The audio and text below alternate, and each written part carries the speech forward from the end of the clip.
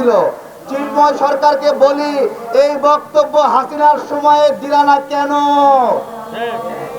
উত্তর দিতে পারবা? তখন তো এই বিপ্লব সরকারদেরকে সাথে করে নিয়ে তাকবীর দেওয়ার জন্য নিপীড়ন করেছিল, মারপিট করেছিল। এখন আসে ভুল পাল্টাচ্ছ কেন? সরকারকে বলছি, অতিরিক্ত সুশীল আচরণ করবেন না। আপনাদের সুশীল আচরণের কারণে রাষ্ট্রপক্ষের আইনজীবী সাইফুল ইসলামকে খুন হতে হলো। আপনারা নওফেলকে গ্রেপ্তার করেননি, যে নওফেল স্বস্বীকৃত মুসলিম হয়েও ইসকনের সদস্য ছিল। তাই তো নওফেল আজকে ষড়যন্ত্র করছে মুসলমানের বিরুদ্ধে।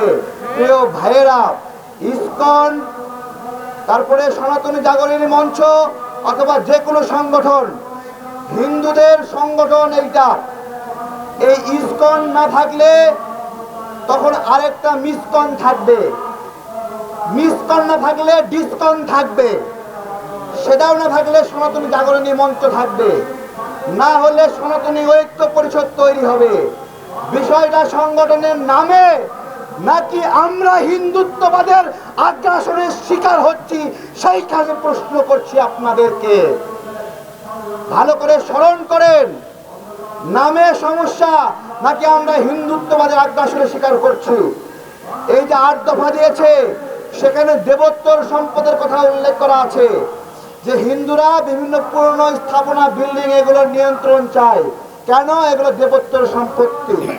আরে তোমার দেবোত্তর সম্পত্তি 1947 সালে দেশ ভাগের সময় মুসলমানদের কাছে বিক্রি করে ভারতে চলে গেছে।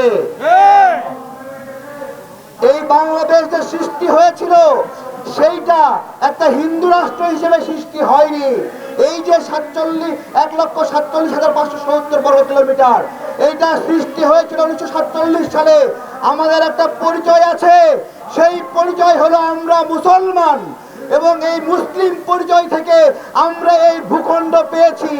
এই ভূখণ্ড হিন্দু পরিচয়ে সৃষ্টি হয়নি। হিন্দু পরিচয় যদি সৃষ্টি হতো, ওই আসাম আমার হতো, ওই পশ্চিম বাংলা আমার হতো।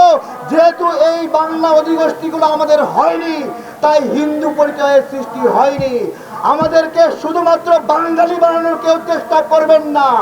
আমরা বাঙালি মুসলিম, এবং এই বাঙালি মুসলিম নিয়েই আমাদের এই দেশ ভাগ হয়েছে।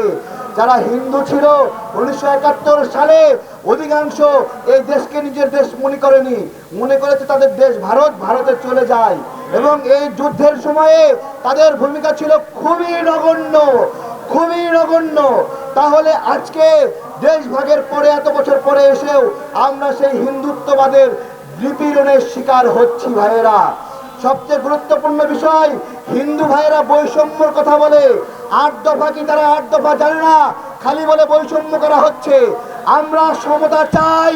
আমরাও জানতে চাই 8% হিন্দু নাগরিক কোন ষড়যন্ত্রের মাধ্যমে 32% সরকারি চাকরি দখল করলো।